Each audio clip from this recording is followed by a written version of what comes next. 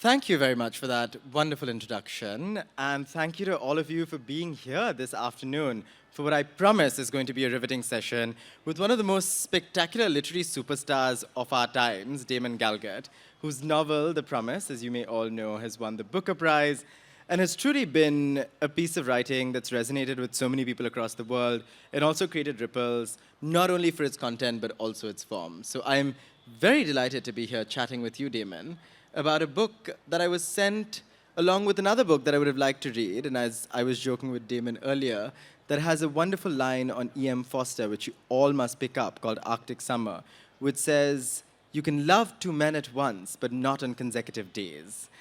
And so we're going to discuss a very different book today, Damon. It's The Promise. It's a book that's set right before the end of apartheid in South Africa and right after, almost until the present day. But it's a book that's structured by 4 funerals and a promise that lingers on. Can you tell us a little more about the setting of the book and what prompted the writing of this book? Sorry, it's a very broad question.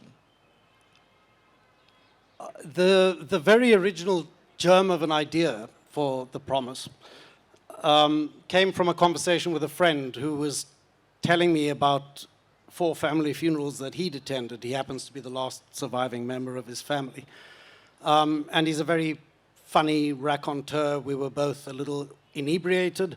And listening to him, I thought, well, you know, I've read a lot of family sagas, but I've never really read one that's structured around the device of 4 funerals. And that was a pleasing idea to me in lots of ways. You know, I get lots of ideas as a writer all the time. I try them out, and a lot of them fall away.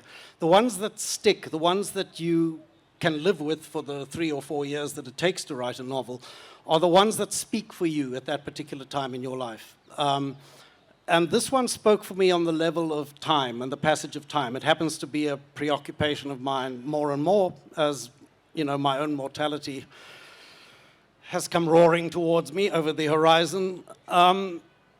You know, how your life changes, but how your face changes, how your morals and your outlook change, all of these through the medium of time.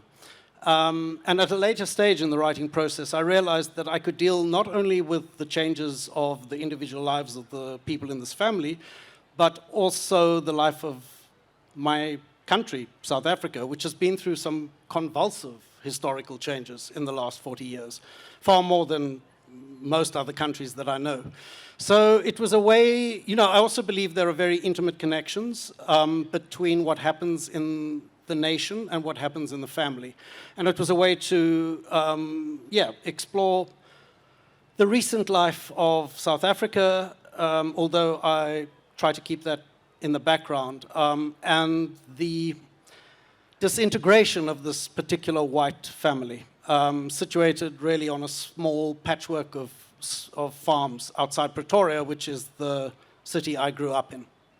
And you know, I want to get to the actual characters in the novel soon enough, but I think what you mentioned right now, the novel is structured around 4 funerals, and it's set amidst incredibly tumultuous decades in South Africa, which witnessed transformational changes. And yet, these changes, as you say, happen in the background. These are changes that relate to a complete transfiguration of race. There are a set of changes that lead to increased violence in the streets, but they're moments that aren't addressed necessarily directly or very on the nose in the book, but rather addressed in the way that they affect the inner workings of a family. So can you tell us a little more about what does it mean to live through a historical moment, and what does it mean to write in between historical moments of sorts? Well, you know, I mean, there's probably nothing new that I can say to you about living through an historical moment, because we're doing it all the time. I mean, we're in an historical moment right now. I can't speak to India's history, but of course it's changing and evolving all the time. I mean, part of what drew me to this particular structure was the fact that so much is not there on the page, that each family funeral, because it's in 4 parts, each one centered on a funeral, but most of what takes place, as it were, off stage. In the intervening years. I mean, each funeral is spaced out more or less a decade apart. And all I've tried to do really is conjure a flavor of the, the ethos of that particular moment, because each decade is under a different president in South Africa and has a very different defining zeitgeist, for want of a better word. They happen also, these 40 years, to be, the lifespan of my adult life, and therefore years that are, as it were, at my fingertips. I mean, I didn't have to dig or research. I could simply speak out of what I've lived through. That was appealing too. I studied drama way back as an actor, an incredible thought to me now, because being on a stage, even here, is something that makes me quite anxious. But part of the structure of the book is inherently theatrical. That is, a curtain goes up, you see a certain sequence of scenes play out, and then the curtain drops, and the next time it rises, you're in a different decade, and everybody that recurs, scene to scene, has gone through change, evolution.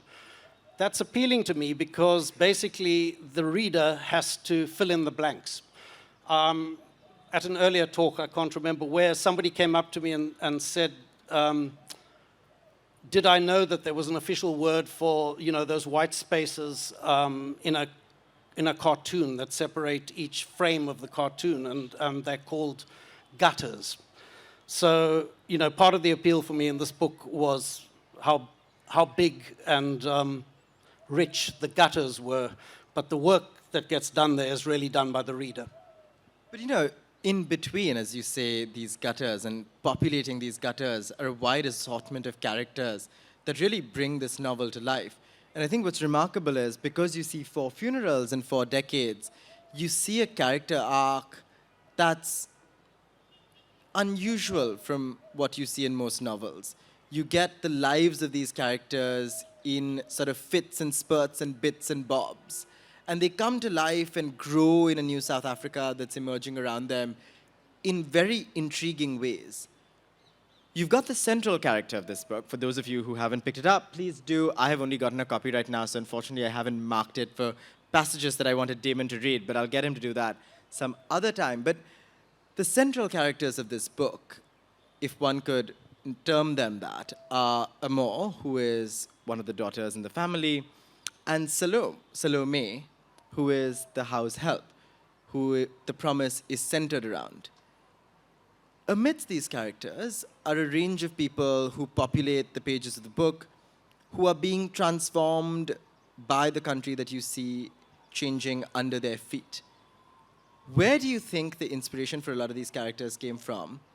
And where do you think their trajectories got broken up amidst these funerals? I guess one of the things that makes the book unusual, maybe the only thing that makes the book unusual, is the voice that it acquired. And I didn't start out with that voice. I mean, the traditional approach to a novel is that you're meant to explain and ground everything for the reader. Set the scene, fill in the details, let everyone have the security of knowing where you are at any particular moment. Those things frustrate me to some degree because it's not the way we live our lives. Most of the time you're encountering people you barely know, you're making assumptions or guesses, you're part of scenes you don't fully understand. And it seems to me that novels are unnatural, not just in that way, but I have tried in my writing life to try to push what I write more in the direction of real life and how most people experience it. Anyway, that's a long introduction to saying that I embarked on the book when I was, I'd maybe written, 20,000 words, and I was very frustrated with it. It was not airborne. And I was offered the chance to do a couple of drafts of a film script, and I took the job mostly because I needed money. But the writing of the film script gave me a different voice for the book. I mean, if you think about it, a film script does not require language. You can tell an entire story visually. What it requires is a narrator that is the camera. So you jump perspective continually in a film. And my mind was very steeped in that approach to storytelling. When I returned to my novel and suddenly thought that there were possibilities in approaching the narrative in that way. So, you know, I embarked on that very different course and became quite excited by it. But what that does is allow you to leap very, very fast between different perspectives. The perspective of sometimes what would be a close-up in film terms, sometimes a long shot, but also, you know, a point of view shot, as it were. And very often to take in a detail at the side of a scene which maybe in a more conventional novel would not be noticed at all. So, you know, that fragmentary, pointillistic way of telling the story was what excited me, but also made me anxious because I wasn't sure that it would be possible to convey the overall arc of what I was doing in this very tiny, brushed way. Fortunately for me, it seems to have worked for most readers. You did get the Booker Prize for it, so you know. Yeah, so it worked for the judges anyway. But you know, I think there's an important point that you raise here, that the narrative and the perspective shifts in the novel very abruptly at times, almost in the middle of a sentence, like you said, in between paragraphs. For me, it read seamlessly. What was the process of writing those shifts? How do you write? Where do you write? When do you write? And does it become difficult to sort of shift those perspectives in your own head? Because the characters are distinct and they're embodying very different life forms. And their narratives, their perspectives are jarringly different. It wasn't difficult in the sense that it's the way my mind works. It's probably the way a lot of people's minds work. We don't think in, you know, linear, ongoing, constructed ways. Our thoughts tend to leap around. There's something unnatural, as I said, about the form of the novel, because it seems to suggest that life is linear and connected, but that's not the way we experience it. So I simply went really with the shape of my own consciousness in the writing of the book. I'm the messiest, most chaotic of writers. I start from complete obscurity and incoherence, not really knowing what it is I want to express or how I want to express it. And hopefully, in a successful novel, it's working from that point of obscurity to a point of clarity, whereby by the time you're done, you know or can justify every decision that you've made. You know why everything is there, and hopefully on a stylistic level have worked and reworked it to the point where, you know, it makes sense to a reader who's prepared to pay the required amount of attention, which is not true of all readers, by the way. But you know, I think what you said here is important around the idea of uncovering. Because I think even in the novel, what happens is a sense of unraveling. There's a promise that runs through the novel. It's a promise initially made by one person. And it's a promise that then gets passed on to others over the course of 4 funerals. And there's a certain prophetic sense in that promise. There's a way in which that promise lives with you and then dies with you. And it's almost, a lot of people have talked about it as allegorical. It's the promise of South Africa, the unrealized promise. It's promises that we keep that we can't hold. What was it like to also understand the ways in which that promise molds somebody in very subtle ways? Well, perhaps I should make explicit what that promise is.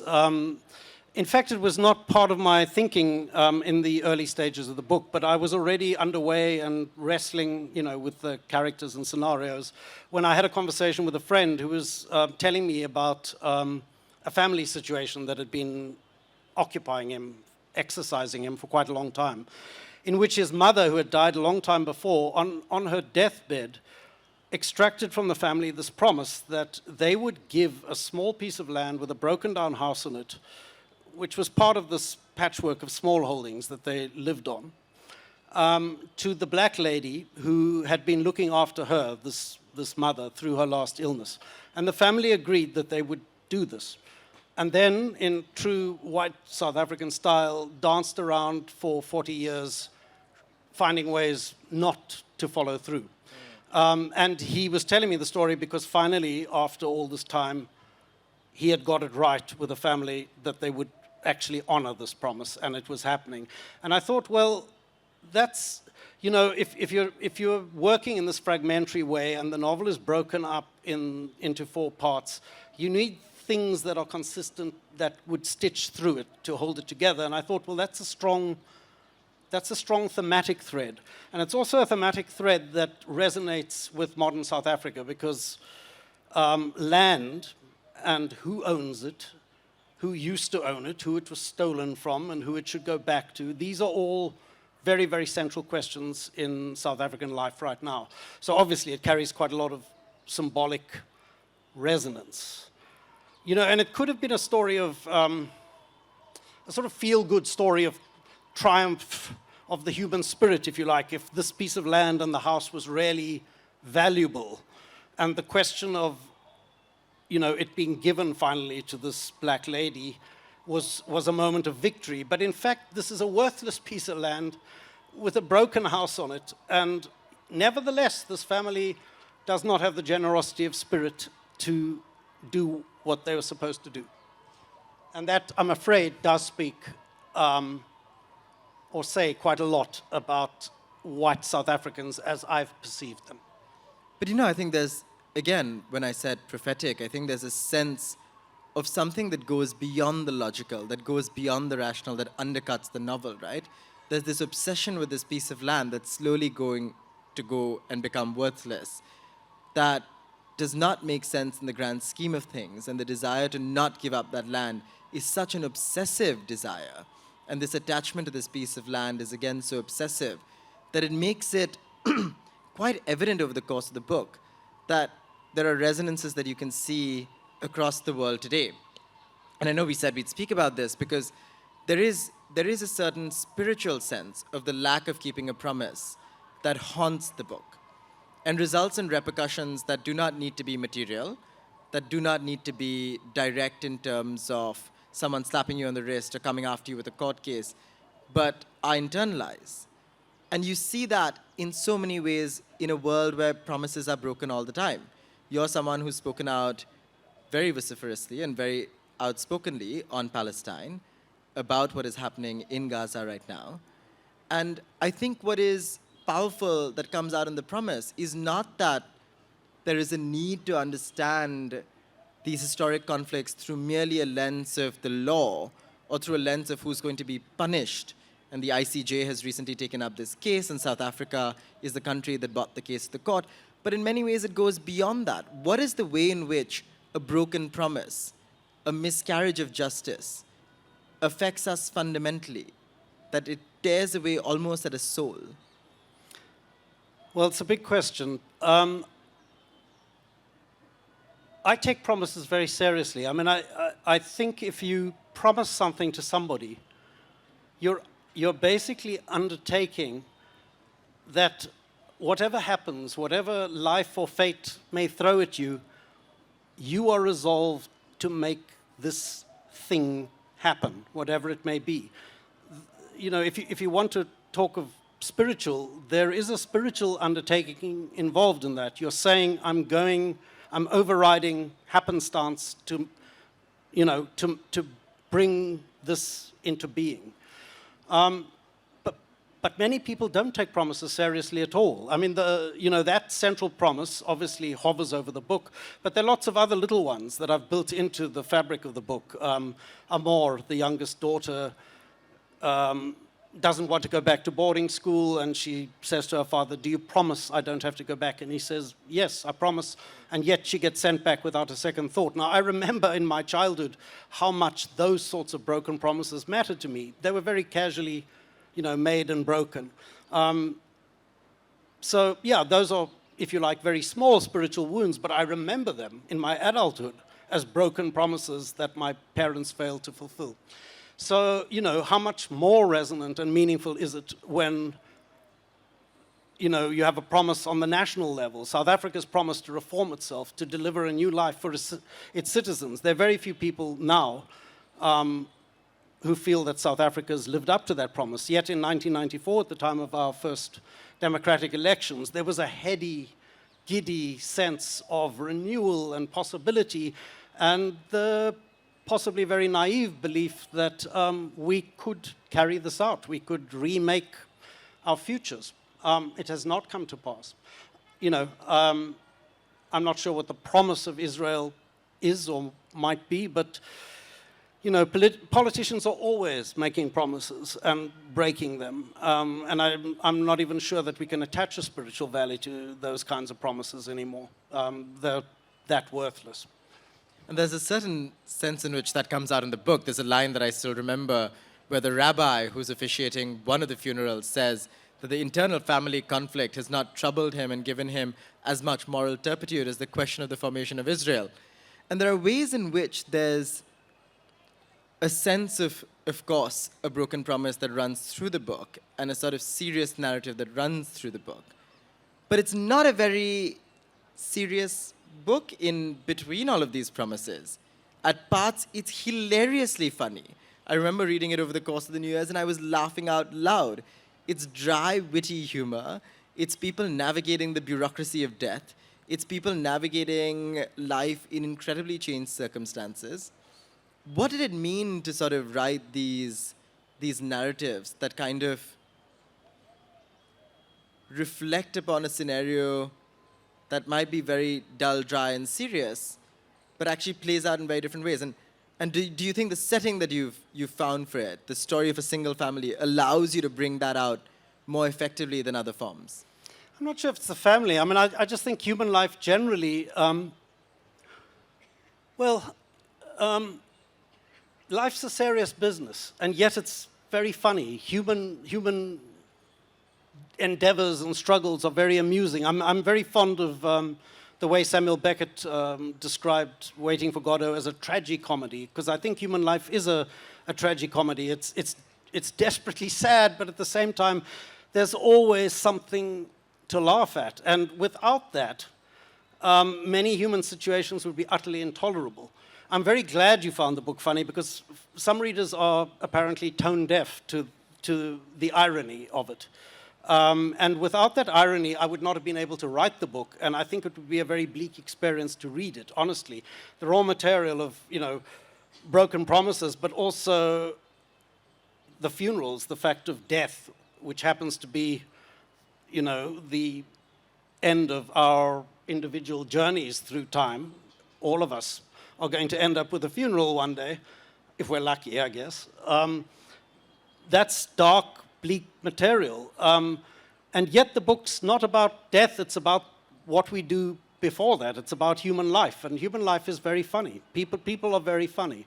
So yeah, I mean, I think what makes life endurable is the fact that there's always something. If you pay close enough attention, there's always something that will amuse you. And the situations that are truly, on a human level, not bearable are those where that possibility ceases to exist. I want to pick up on one thing that you said, because I think it really underscores the conversation we've been having as well, which is around the readers responding to the book. You're not writing for the reader. Who are you writing for? I mean, I don't know. You are ultimately writing for a reader, because, you know, you close the circle by sending your book out into the world, where hopefully it's received and read. But I never think about that endpoint in the writing. I suppose in some abstract way I'm thinking, I'm writing for somebody like me who has my tastes and perhaps my values, and would like the sort of writing that I aspire to produce. So in a certain sense, I'm writing for myself, but that self is out there, hopefully refracted into, you know, a multitude of other readers, or even a handful of them, whoever they may be. And tell us a little more, Damon, that over the course of this novel, you see 4 funerals, a broken promise, but you also see a certain refusal to fall on one side or another. You have characters that animate the book. You have characters that bring out very stark realities. There are, you know, the characters of Salome's son, who's outraged at what is happening. and who is almost dismissive at the prospect of a white South African fulfilling a promise that was never hers to keep because the land was again stolen from those who lived in the country earlier. Do you see a certain sort of moral arc hovering over the book? Or are you uninterested in that kind of reading of the book? You know, in keeping with what I was trying to express earlier, that I try to push, you know, the novels I write to resemble life as I know it, means that the kind of novel that a lot of readers maybe are looking for, the kind that rewards good people or good actions and punishes bad ones, doesn't necessarily apply. I mean, I understand the gratifications that a novel like that can deliver. I've read lots of them myself, where you get exercised over a moral question, and then the moral question is resolved, and, you know, appropriate punishments and rewards are given. How does that resemble what I read in the newspaper every day, where, you know, terrible dictators die peacefully in their sleep in old age? Good people are often not rewarded or even recognized. But you've got a literary problem if you try to paint the world in those accurate terms. The literary problem being that the book does not deliver the satisfactions that a reader might want from it. Even the very form of a novel, the fact that you have a problem which needs a resolution, how many real resolutions does the world offer? Most of the time it's a patchwork compromise at best. Between the covers of a book, this is not satisfying to most readers. You want to honor the unities, maybe, that Aristotle once articulated. So I try to get as close to that as possible. So there is at least one character in this moral morass who does have impulses towards the good, and that's Amor, who's the youngest daughter. And she's the person who, in a very imperfect way, finally sees this promise through. And yet, the house is a horrible house on a broken piece of land. The resolution is not a satisfactory one. And Amor herself is open to all kinds of moral challenges. And in fact, those are articulated by Lucas, Salome's son, in the book, where he speaks for a new generation in South Africa with a very, very angry voice. When he says to her, you know, the house already belongs to us. Not only this house, but your house, the house your family lives in. I don't have to ask for it. It's already mine. There are a lot of young South Africans who feel exactly that way, and I understand why. So in a funny way, I see it as a balancing act, if you like, between the expectations of the novel and my desire to represent the workings of the real world and to deliver perhaps on both levels. I mean, it's a very challenging thing to get right, and perhaps I haven't succeeded with all readers, but that's my aspiration. But I think you draw upon something important, right? Like, what is the work of fiction today? As you said, you cannot offer a moral arc that's very easy because your newspapers are telling you a completely different story. But at the same time, you see, and this is a narrative that I like particularly in the book, where apartheid is over, the Springboks are playing their first international game, and all of South Africa is cheering on a team led by Nelson Mandela, a black man who not too long ago was in prison, and a white South African family is watching this and okay with this black man on stage because, hey, we're playing international sport again. And in the grand scheme of things, you just realize that apartheid is over and it's not made that much of a difference. And you just suddenly realize the smallness of a moment that seems so pivotal, so grand. Does that leave you almost where does that leave you to know that even something that dramatic? Well, for its time, that moment was real. In the 90s, when Nelson Mandela became president, and I have to emphasize, this was unthinkable. When I was growing up, there was no way Nelson Mandela would come out of jail, the Communist Party, the ANC would be unbanned, we would have, open democratic elections. Never going to happen. And yet it happened seemingly overnight. And in a funny way also, I think because we had lived in a kind of a test tube in South Africa, real life, real political events were sealed off. We were under boycott and sanctions and being fed a daily diet of propaganda. We had no real sense of how brutal actual politics are. And we did believe, as I say, naively, that we could remake ourselves, remake the world, and nothing captured that moment more than our World Cup win. You know, exactly the events you're describing, which is why I selected that to define the second section of the book.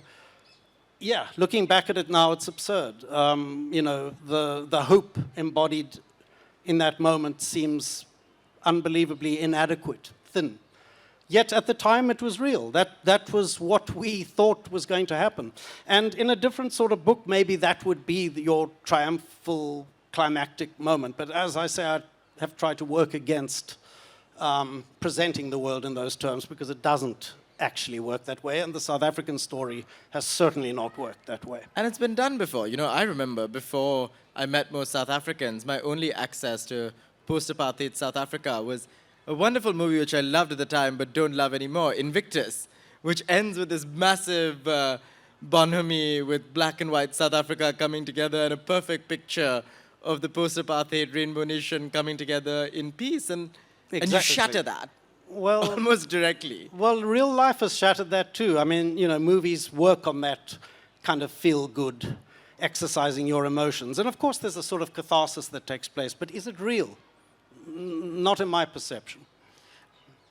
If race is, and this is going to be my last question before we open it up to wonderful audience questions, if race is the sort of defining feature that governs these four broken promises, what is the sort of organizing principle that towards the end of the book you see is governing what broken promises will mean by the fifth funeral? I say this particularly because you're seeing a South Africa today that is increasingly unsafe. You have a murder in the book, which is not a murder driven primarily by race, but by drugs and poverty and a certain sense of crime being acceptable.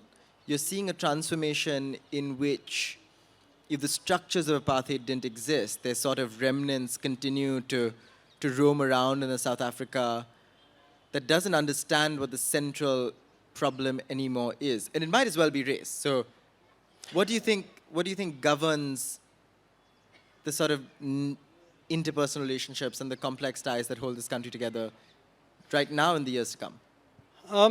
I mean, the fundamental problem we're living with is that apartheid is over, and yet it isn't. I guess you could say political power has been handed over in South Africa, but economic power has not. And economic power defines people's lives. So, you know, people who were poor, dispossessed before, are still mostly poor and dispossessed. And people who had money, resources, and access to power are still in the same position. Unfortunately, those divisions are defined by race because that's how the apartheid system was set up. Now, theoretically, you know, the gates have been thrown open, anyone can change their lives, and some people have, to be fair. You know, the middle class, black middle class has grown. It's larger than the white middle class, but it's still, relative to the overall population, very small. So we sit with the same situation. I happen to think that South Africa's new issues are not race, they're class. But because class lines, class divisions still follow racial divisions so closely, it's very easy to confuse the two. But there is a small elite black superclass, and then, as I say, a middle class. People mix within the limits of their own class. What doesn't happen is, you know, people mixing. Middle class people don't hang out with working class people. It doesn't happen anywhere. But because that division is still racial in South Africa, it takes on an almost existential sense of crisis, a sense of crisis we're living with right now. Thank you very, very much, Damon. And I think on that note, we're going to move on. A loud round of applause for Damon, please, for being such an incredible person to discuss a wonderful novel with. We have around 10 minutes for audience questions. The lovely gentleman in the first row. Hello. Hi, Mr. Galgut. You spoke about how you wrote a screenplay and that changed how you were looking at the novel. Of course, even before you wrote The Promise, you were a renowned author, and as an author, you've always been transporting readers into a visual world and the perspective from which to see things at. So what particularly about the language of cinema and screenplay writing made the difference for you when you were writing The Promise? Because I'm assuming you were doing it already. In terms of how you were saying visually, this is what is happening in terms of transporting the person. But what about the lexicon of cinema and the language of cinema helped you specifically for Promise, and how that changed how you approach this technically as a writer? Cinema is visual, so the camera can take you very, very close to somebody's face, but it can't really take you inside their head. But the story is told entirely visually. I love movies. I watch a movie almost every day if I can. And also, I guess with my theatrical background, that sort of visual language is very appealing. But I happen to think that the novel reached its height under modernism. People like William Faulkner or Virginia Woolf, who were playing not only with the passage of time, but with different voices. And that, I guess, became possible for me with this book once I adopted the cinematic language of changing perspective continually and leaping around in time and outlook. But I could take it a little bit further, because with a novel you can go into somebody's head. You can describe their thoughts, but then you can cut, as it were, from that internal perspective to a physical description, or maybe the way somebody else in that same scene is perceiving it very differently at that exact moment. So I'm sorry if that's not a full answer to your question, but I would say the ability to rapidly, immediately cut, as it were, from one perspective to another was what excited me in terms of that cinematic approach. Thank you so much. Other questions? In the second row there. Yeah. Hello, sir. Hi. I have found that apartheid is the central theme in your some of books. I have noticed that the main character is apartheid. Can you comment on that, please? I really dislike what might be called a political novel, where everything is reduced to the power play of particular groups or particular people. So I've actively tried not to write about apartheid, to be honest with you. In fact, I don't think you'll find the word apartheid in any of my books. But of course, apartheid creates a world with its own bizarre upside-down laws and a very inverted, distorted morality. And that world is the one I've grown up in. It's one I still inhabit to some degree in South Africa. So I'm writing about what I know.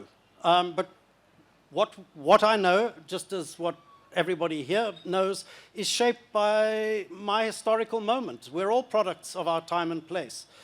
But stories ultimately are about people who happen to be living in that time and place. So I hope that my attention is always on the humans and less on the history, which I try to keep in the backdrop. Thank you, sir. Gentleman at the back there, who's standing up now.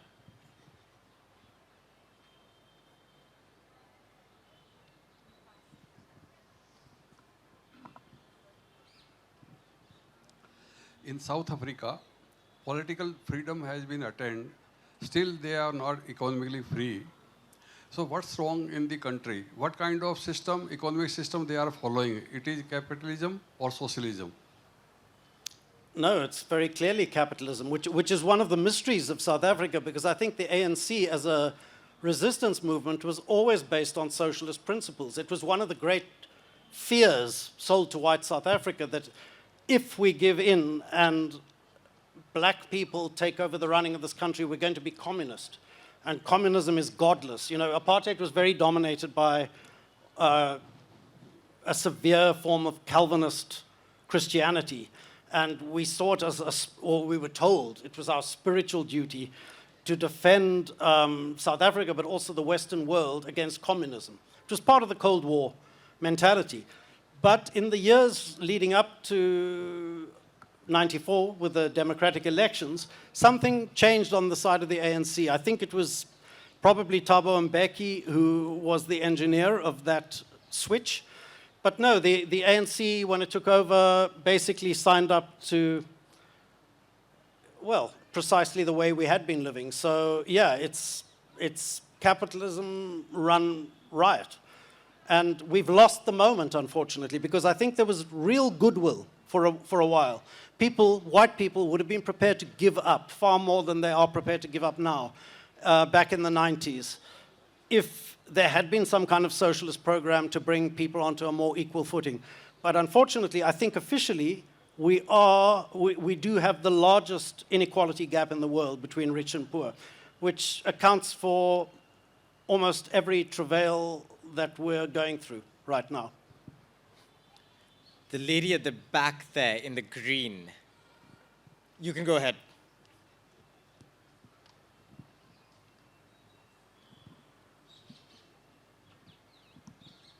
Hi, Damon, huge fan. I was so happy The Promise won. Thanks. During the talk, you spoke about writing for your kind of reader, like with someone who has your tastes. So what are your favorite novels? I'd love to know.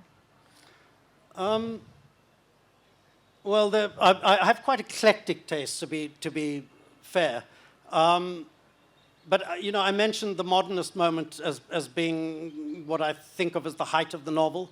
So writers like William Faulkner, Samuel Beckett, Virginia Woolf, I think are wonderful. They're a high water mark on a literary level. More recently, a writer like W.G. Sebald, a German writer. Patrick White, Australian writer, much neglected these days, but a towering figure for me. You know, books that are prepared to take risks. You know, even the extreme risk of failing. Books that were prepared to break the form of the novel.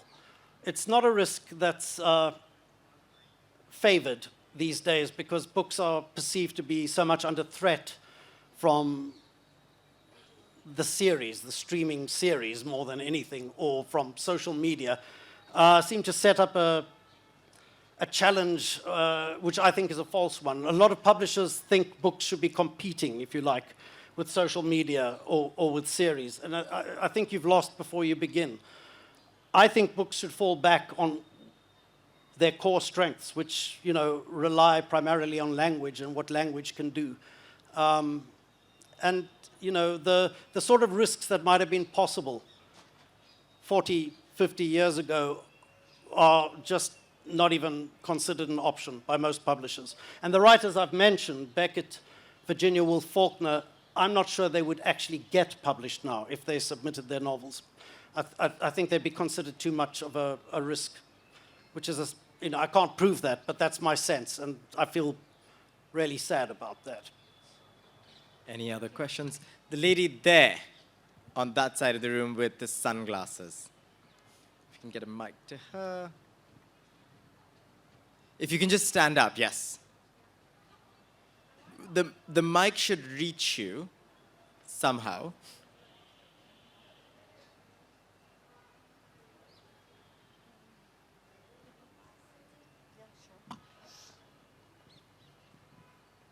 Thank you. I wanted to ask about your choice of using the family unit rather than another group like colleagues or a group of friends.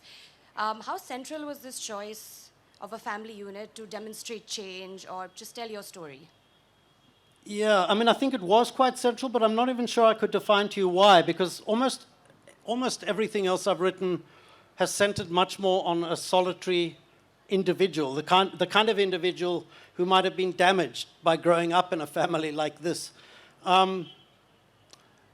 You know, I grew up in a very dysfunctional family, and I suppose I wanted to, as I said, I think there are very strong connections between what happens in the state and what happens in the family. So I wanted to trace those connections. But you could also, with a tightly bound group, who, you know, the thing about a family is you've got them, you can't really leave. These are people you have to deal with, whose views you have to accommodate or reject, but you know, you don't easily leave a family behind.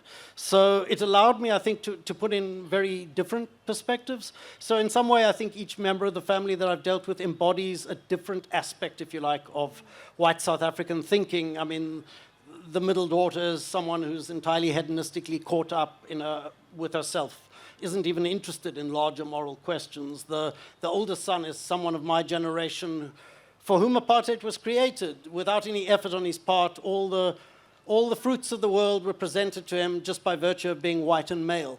And the youngest daughter, as I say, has a moral impulse, and there are, of course, such people in South Africa, but she's not able to act in a clean, exemplary way on that impulse.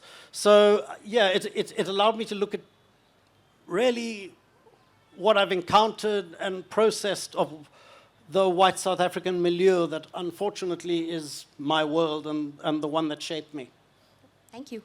Thank you very much again, Damon. And for those of you who haven't picked this up, this is a book that I could not put down, literally unputdownable, and as I told you earlier, read in a day. It's a moving tale that really also shows the power of fiction. Thank you once again, Damon, for such a wonderful session. Another loud round of applause for him, please. Thanks, he will be Anish, available and to sign thank you the to the books. audience. Yes.